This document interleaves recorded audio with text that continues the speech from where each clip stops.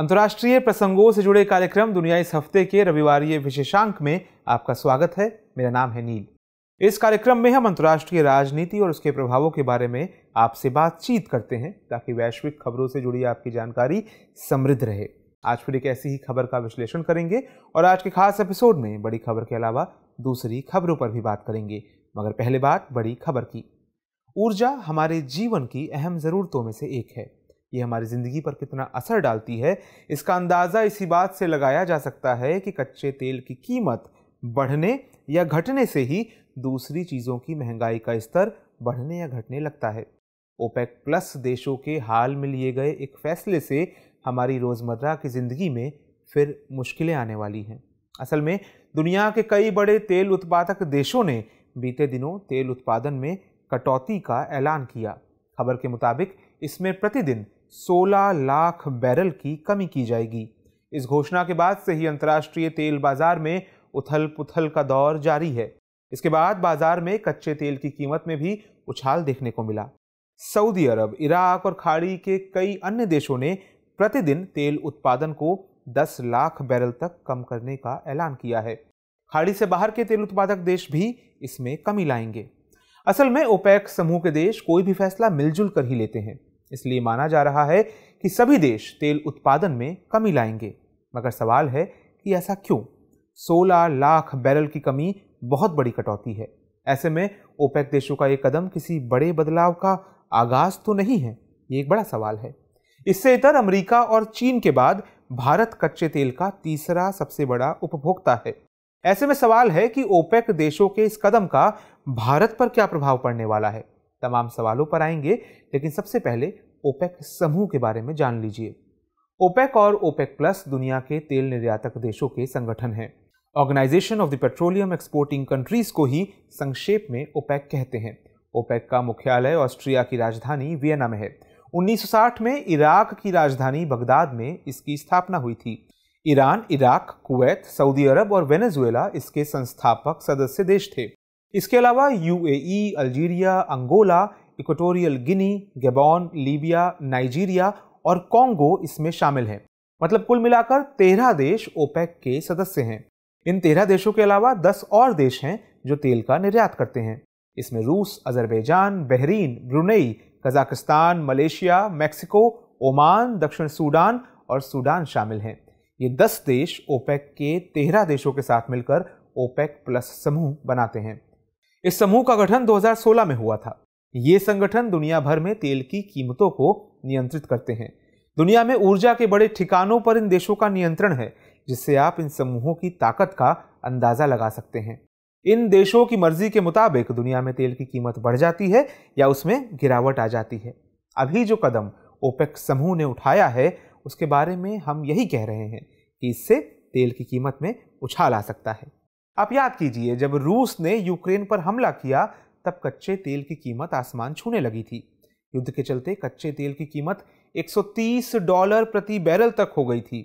इस दौरान एक परिवर्तन ये भी आया कि पश्चिमी जगत ने रूस से तेल आयात पर पाबंदी लगा दी। इससे रूस सस्ती कीमत पर तेल बेचने लगा, लेकिन पश्चिमी देशों ने दूसरे देशों के लिए इसकी खरीद पर भी रोक लगा दी। इस तरह रूस यूक्रेन जंग ने तेल की व्यवस्था को उथल पुथल कर दिया और इसके बाद कोई नई व्यवस्था बन नहीं पाई। ओपेक देशों की यह कटौती मौजूदा 20 लाख बैरल प्रतिदिन कटौती के अतिरिक्त है। इसलिए कहा जा रहा है कि इस कटौती का उद्देश्य तेल बाजार को स्थिरता प्रदान करना है। सऊदी अरब ने कहा है कि यह कदम तेल बाजार की स्थिरता को ध्यान में रखते हुए एहतियातन उठाया जा रहा है। जानकारों का यह भी मानना है कि अंतर्राष्ट्रीय बाजार में जरूरत से अधिक तेल मौजूद है, इसलिए भी तेल उत्पादन में कटौती जैसा कदम उठाया गया है। दूसरी ओर इस साल की शुरुआत में ही अंतर्राष्ट्रीय मुद्रा कोष की प्रबंध निदेशक क्रिस्टलिना जॉर्जीवा ने वैश्विक अर्थव्यवस्था में मंदी की भविष्यवाणी कर दी थी। अगर ऐसा होता है तो इससे तेल की खपत कम हो सकती है। हालिया कटौती को इससे भी जोड़कर देखा जा रहा है ताकि तेल के दामों को स्थिर रखा जा सके। लेकिन बात सिर्फ इतनी भी नहीं है। आप याद कीजिए कि यूक्रेन जंग के दौरान जब तेल की कीमत आसमान छूने लगी तब अमेरिका ने सऊदी अरब से तेल उत्पादन में इजाफा करने को कहा, लेकिन सऊदी अरब ने अमेरिका के इस प्रस्ताव को खारिज कर दिया। ऐसा माना जाता है कि खाड़ी के तेल खजानों पर अमेरिका का नियंत्रण है या वो नियंत्रण करना चाहता है। ईरान, इराक, सीरिया, तमाम मध्य पूर्व के देशों में उथल पुथल को इसी रणनीति का हिस्सा माना जाता है।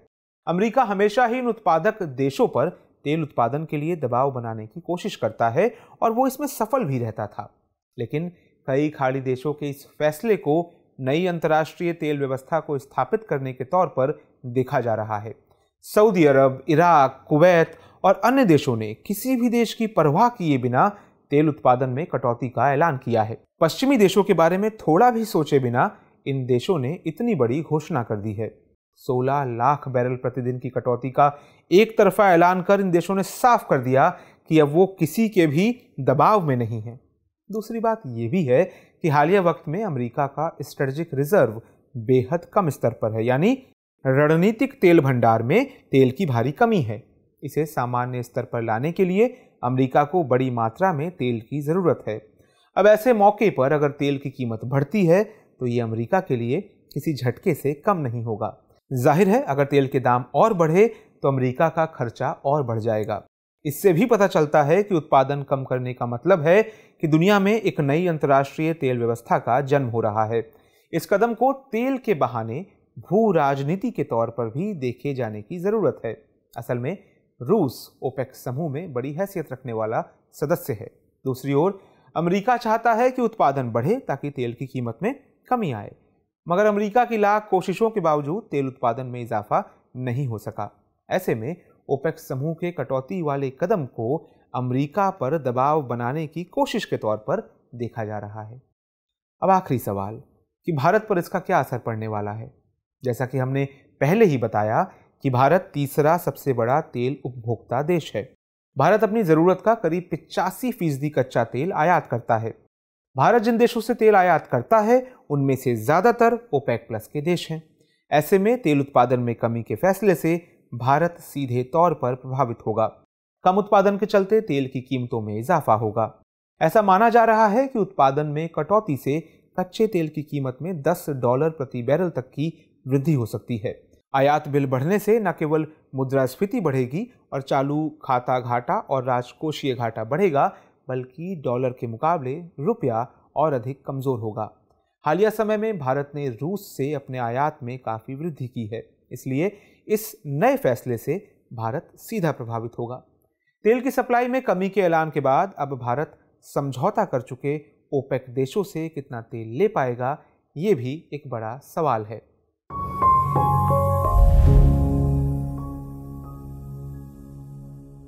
अब बारी है इस कार्यक्रम के रविवारीय विशेषांक दुनिया मेरे आगे की, जिसमें हम बात करेंगे दूसरी अहम अंतर्राष्ट्रीय खबरों की। हाल ही में अमेरिका और फिलीपींस ने अब तक का सबसे बड़ा संयुक्त सैन्य अभ्यास शुरू किया। इसे बालिकातन नाम दिया गया है। यह अभ्यास करीब 3 सप्ताह तक चलेगा। इसमें दोनों देशों के करीब 17,000 से ज्यादा सैनिक शामिल किए गए हैं। इस अभ्यास में दोनों सेनाएं पहली बार समुद्र में लाइव फायर अभ्यास करेंगी। इसका मकसद समुद्री हमले को अंजाम देने के लिए संयुक्त रणनीति और तकनीक तथा प्रक्रियाओं का पूर्वाभ्यास करना है। इस युद्धाभ्यास को दक्षिण चीन सागर में चीनी आक्रामकता के खिलाफ फिलीपींस के एक कदम के रूप में देखा जा रहा है। इस अभ्यास की चीन के विदेश मंत्रालय ने आलोचना करते हुए कहा कि अमेरिका को दक्षिण चीन सागर विवादों में हस्तक्षेप नहीं करना चाहिए। हालांकि आपके इस अभ्यास से चीन की संप्रभुता, समुद्री अधिकार और सुरक्षा हितों पर कोई खास फर्क नहीं पड़ेगा। म्यांमार ने अपने देश में तख्तापलट विरोधी संगठन या सैन्य शासन विरोधी गुट के खिलाफ एक बड़ी कार्रवाई की है। इस कार्रवाई में म्यांमार की सेना ने एयर स्ट्राइक के जरिए संगठन के एक कार्यक्रम पर हमला किया। खबरों के मुताबिक इस घटना में 50 से ज्यादा लोग मारे गए हैं। दरअसल म्यांमार की सेना अपने शासन के खिलाफ सशस्त्र संघर्ष का मुकाबला करने के लिए हवाई हमलों का तेजी से उपयोग कर रही है। सेना की कार्रवाई फरवरी 2021 में शुरू हुई थी। इस समय म्यांमार की सेना ने आंग सान सू की निर्वाचित सरकार का तख्तापलट कर दिया था। तब से सुरक्षा बलों द्वारा करीब 3,000 से ज्यादा नागरिकों के मारे जाने का अनुमान है। उधर उत्तर कोरिया ने एक बार फिर मिसाइल लॉन्च करके जापान और दक्षिण कोरिया को चिंतित कर दिया है। ये मिसाइल कोरियाई प्रायद्वीप और जापान के बीच समुद्र में गिरी। हालांकि गिरने से पहले इसकी जापान के होक्काइडो द्वीप पर गिरने की संभावना जताई जा रही थी। इसे देखते हुए जापानी सरकार ने होक्काइडो के निवासियों को अलर्ट भी जारी कर दिया था। जापान और दक्षिण कोरिया दोनों ही देशों ने उत्तर कोरिया की इस हरकत की कड़ी निंदा की है। उत्तर कोरिया ने इसे उकसाने वाली कार्रवाई करार दिया है। इसके अलावा अमेरिका ने भी इसकी निंदा करते हुए कहा कि कूटनीति के दरवाजे बंद नहीं हुए हैं, लेकिन उत्तर कोरिया को अपनी अस्थिर करने वाली कार्रवाइयों को तुरंत बंद करना चाहिए। गौरतलब है कि उत्तर कोरिया ने अमेरिका और दक्षिण कोरिया के बीच हाल के महीनों में हुए संयुक्त सैन्य अभ्यासों की आलोचना की थी। इन अभ्यासों को उसने क्षेत्र में तनाव बढ़ाने वाला करार दिया था। साथ ही उसने दक्षिण कोरिया सहित अमेरिका को भी जवाबी कार्रवाई की धमकी दी थी। आज के दुनिया इस हफ्ते के एपिसोड में इतना ही।